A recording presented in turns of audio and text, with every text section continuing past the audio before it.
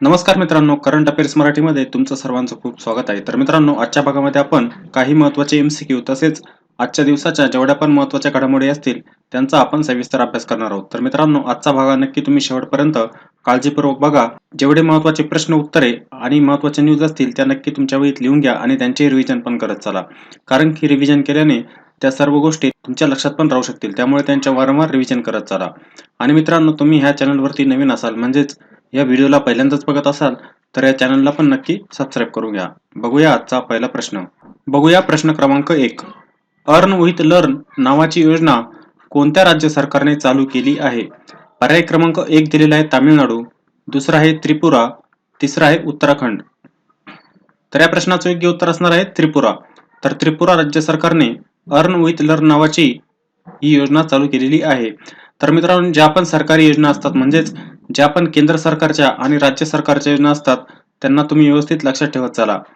कारण की स्पर्धा परीक्षांमध्ये 1 किंवा 2 मार्काला या योजना पण विचारल्या जात असतात, तर त्यांना तुम्ही नक्की लिहून घ्यायचं आहे.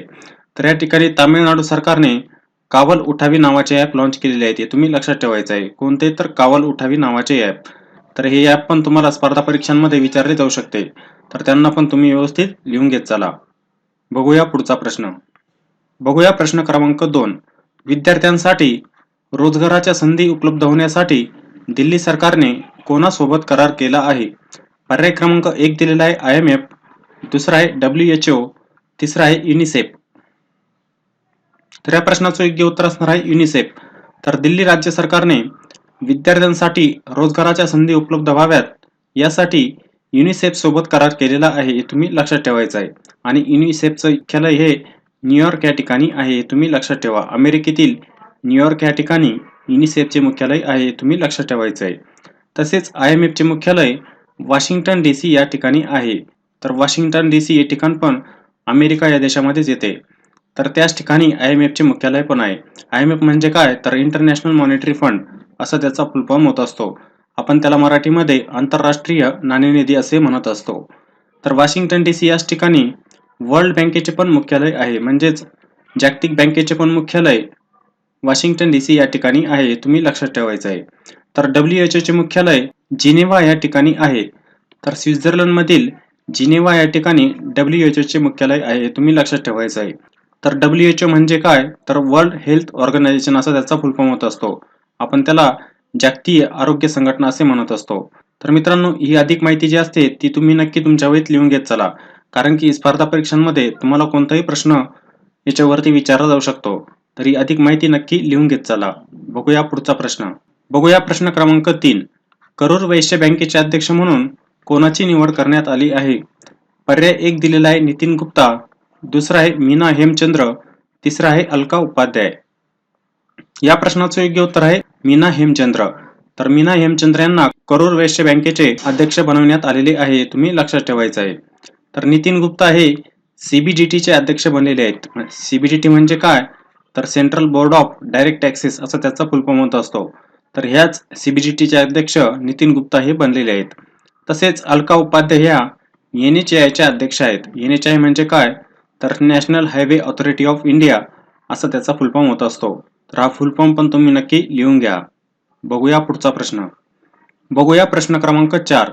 नोमुराने 2023 साठी भारताचा GDP अंदाज किती वर्तविला आहे? पर्याय क्रमांक 1 दिलेला आहे 7.5%, दुसरा आहे 4.7%, तिसरा आहे 8.7%. तर या प्रश्नाचं योग्य उत्तर असणार आहे 4.7%. तर नोमुराने 2023 साठी आपल्या भारताच्या GDPचा अंदाज हा 4.7% इतका वर्तवलेला आहे. तुम्ही लक्षात ठेवायचं आहे. आणि आपल्या भारताच्या GDPची गणना ही UNESCO करत असते. म्हणजेच नॅशनल स्टॅटिस्टिकल ऑफिस, त्यालाच आपण राष्ट्रीय सांख्यिकी कार्यालय असे पण म्हणत असतो. तर ही UNESCO आपल्या भारताच्या GDPची गणना करत असते. तुम्ही लक्षात ठेवायचं आहे. तर RBI ने आपल्या भारताच्या GDPचा अंदाज हा 7.5% इतका वर्तवलेला आहे. हे पण तुम्ही लक्षात ठेवायचं आहे. RBI म्हणजेच रिझर्व्ह बँक ऑफ इंडिया याचे मुख्यालय मुंबई या ठिकाणी आहे. हे तुम्ही लक्षात ठेवायचं आहे. आणि सध्याचे गव्हर्नर कोण आहेत? तर शक्तिकांत दास हे RBI चे सध्याचे गव्हर्नर आहेत. हे पण तुम्ही लक्षात ठेवा. आणि कितवे गव्हर्नर आहेत? तर ते 25वे गव्हर्नर आहेत. हे पण तुम्ही लक्षात ठेवायचं आहे. आणि व्यवस्थित लिहून पण घ्या. तर UNESCO ने आपल्या भारताच्या GDPचा अंदाज हा 8.7% इतका राहील असा वर्तवलेला आहे.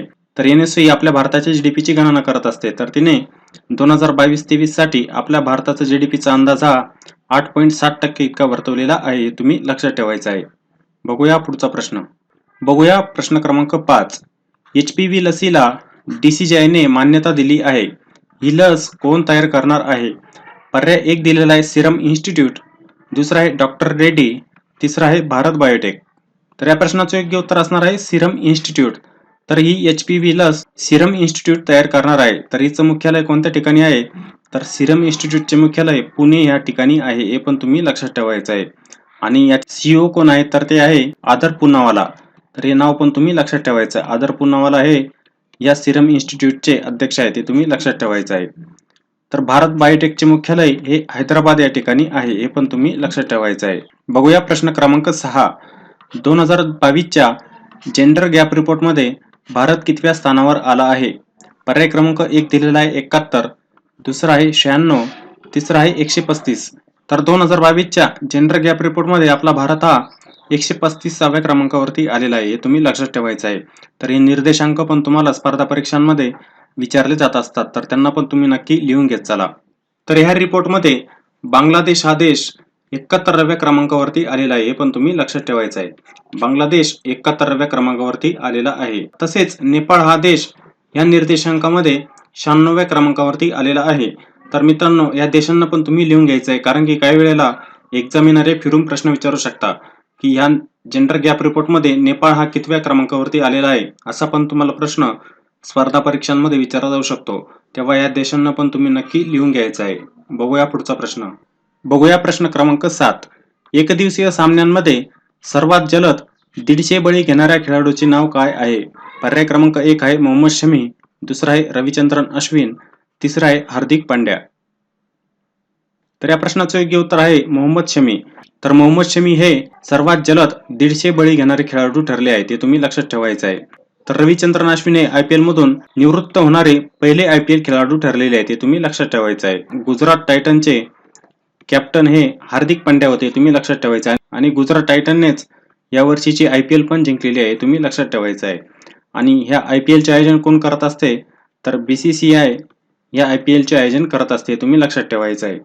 आणि BCCIचे मुख्यालय मुंबई या ठिकाणी आहे. हे तुम्ही लक्षात ठेवा. आणि काही वेळेला तुम्हाला BCCIचे अध्यक्ष पण विचारले जाऊ शकतात. तर BCCIचे सध्याचे अध्यक्ष सौरव गांगुली हे आहेत. ते तुम्ही लक्षात ठेवायचं आणि व्यवस्थित लिहून पण घ्या. कारण की एक्झामिनर कोणताही प्रश्न तुम्हाला विचारू शकतात. तर अशा तुम्ही गोष्टी लिंक करत त्या लक्षात ठेवण्याचा प्रयत्न करत चला. बघूया पुढचा प्रश्न. बघूया प्रश्न क्रमांक 8. खालीलपैकी कोणत्या देशाने वर्क फ्रॉम होमला कायदेशीर मान्यता दिली आहे? पर्याय क्रमांक 1 आहे अमेरिका, दुसरा आहे जपान, तिसरा आहे नेदरलँड. बघूया प्रश्न क्रमांक 8. खालीलपैकी कोणत्या देशाने वर्क फ्रॉम होमला कायदेशीर मान्यता दिली आहे? पर्याय क्रमांक 1 दिलेला आहे अमेरिका, दुसरा आहे जपान, तिसरा आहे नेदरलँड. तर ह्या प्रश्नाचं योग्य उत्तर आहे नेदरलँड. तर नेदरलँड या देशाने कायदेशीर वर्क फ्रॉम होमला मान्यता दिलेली आहे. तुम्ही लक्षात ठेवायचं आहे. तर ज्या पण आंतरराष्ट्रीय स्तरावरती घडामोडी घडत असतात त्यांना तुम्ही नक्की लिहून घेत चाला आणि लक्षात पण ठेवत चला. कारण की स्पर्धा परीक्षांमध्ये भरपूर प्रश्न हे आंतरराष्ट्रीय स्तरावरचे विचारले जात असतात. तर त्यांना तुम्ही व्यवस्थित लिहून घेत चला. बघूया आजची पहिली न्यूज. 12व्या राष्ट्रीय प्लास्टिक सर्जरी दिनानिमित्त एम्स चित्रपट महोत्सवाचे आयोजन करणार आहे. तर मित्रांनो एम्स 12व्या राष्ट्रीय प्लास्टिक सर्जरी दिनानिमित्त चित्रपट महोत्सवाचे आयोजन करणार आहे. तुम्ही लक्षात ठेवायचं आहे. एम्स म्हणजे काय? तर all India institute of medical science असं त्याचा फुलफॉर्म होत असतो. तर हीच एम्स ह्या चित्रपट महोत्सवाचे आयोजन करणार आहे. तर त्याचे एडिशन कोणते असणार आहे? तर ते 12वे एडिशन असणार आहे. हे पण तुम्ही लक्षात ठेवायचं आहे. आणि याची थीम पण तुम्हाला काही वेळेला विचारली जाऊ शकते. तर ही थीम काय आहे? तर थीम आहे प्लास्टिक आणि पुनर्रचनात्मक शस्त्रक्रियेसह जीवन बदलणे.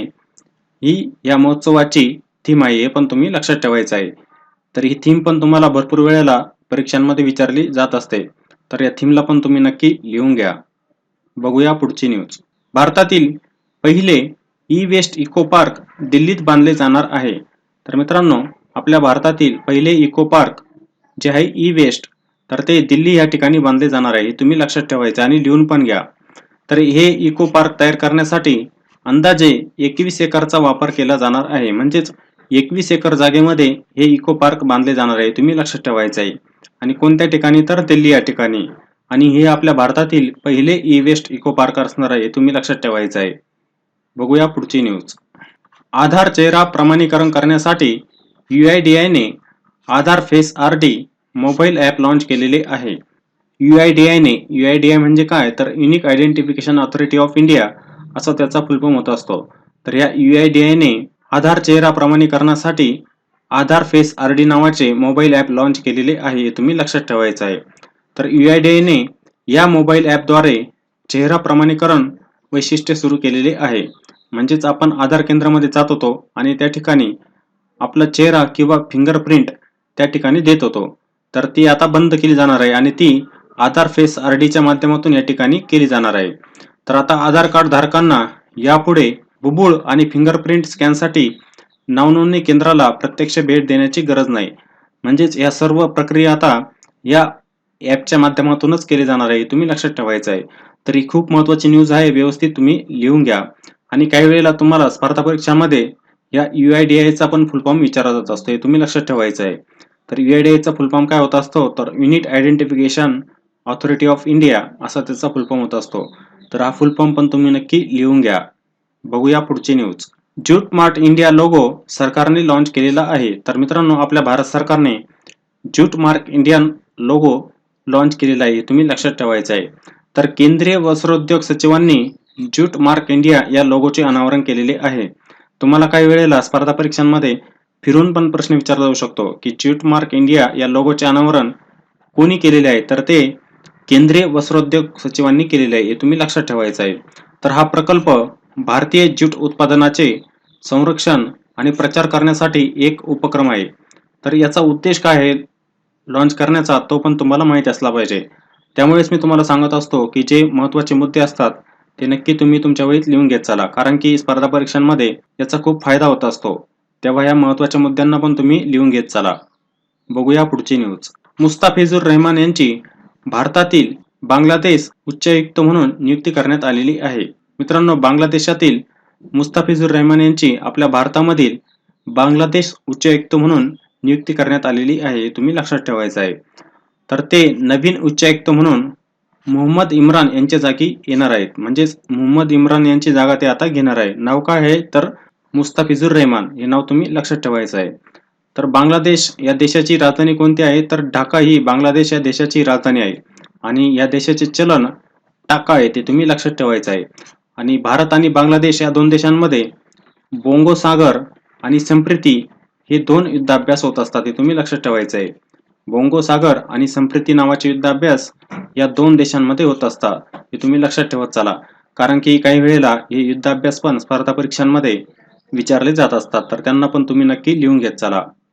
बघूया पुढची न्यूज. ओलाने भारतातील पहिले स्वदेशी बनावटीने लिथियम आयन सेल सादर केलेले आहे.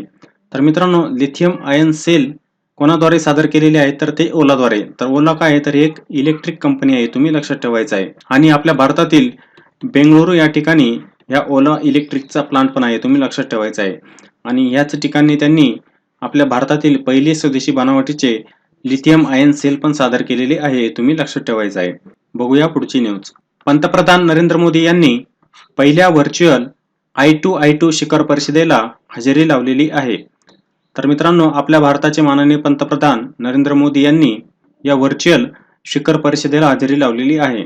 आणि ती परिषद कोणती होती तर I2U2 ही परिषद होती, तुम्ही लक्षात ठेवायचं आहे. तर I2U2 म्हणजे काय तर I2U2 हा 4 देशांचा समूह आहे.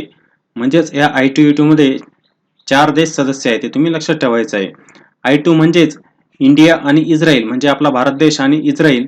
आणि U2 म्हणजे US आणि UAE, हे तुम्ही लक्षात ठेवायचं आहे.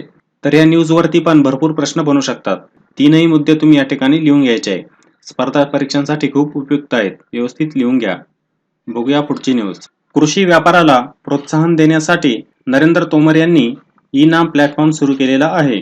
तर मित्रांनो, ई नाम नावाचा प्लॅटफॉर्म हा कोणाद्वारे सुरू केलेला आहे तर तो नरेंद्र तोमर यांच्याद्वारे. आणि नरेंद्र तोमर हे केंद्रीय कृषी मंत्री आहेत, हे पण तुम्ही लक्षात ठेवायचं आहे. मी तुम्हाला प्रत्येक करंट अफेअरच्या भागामध्ये सांगत असतो की जेवढे पण केंद्रीय मंत्री असतात त्यांना तुम्ही लक्षात ठेवत चाला, कारण की भरपूर वेळेला केंद्रीय मंत्र्यांवरती पण स्पर्धा परीक्षांमध्ये प्रश्न विचारले गेलेले आहेत, तर त्यांना पण तुम्ही लिहून घेत चला. तर नरेंद्र तोमर हे आपले केंद्रीय कृषी मंत्री आहेत, हे पण तुम्ही लक्षात ठेवायचं आहे. आणि त्यांनीच ई-नाम प्लॅटफॉर्म पण सुरू केलेला आहे, हे पण तुम्ही लक्षात ठेवा. तर मित्रांनो, आजचा करंट अफेअर्स मराठीचा भाग तुम्हाला कसा वाटला हे तुम्ही नक्की कॉमेंट बॉक्समध्ये लिहा. तर मित्रांनो, आजच्या भागामध्ये मी जेवढी पण अधिक महत्त्वाची माहिती तुम्हाला सांगितलेली आहे ती नक्की तुम्ही तुमच्या वहीत लिहून घ्या आणि त्यांचेही रिव्हिजन करत चला. तर मित्रांनो, आजचा हा व्हिडिओ जर तुम्हाला आवडलेला असेल तर व्हिडिओला लाईक करा, शेअर करा, कॉमेंट करा आणि या चॅनलवर नवीन असाल म्हणजेच या व्हिडिओला पहिल्यांदाच बघत असाल तर या चॅनलला पण नक्की सबस्क्राईब करून घ्या. जय हिंद.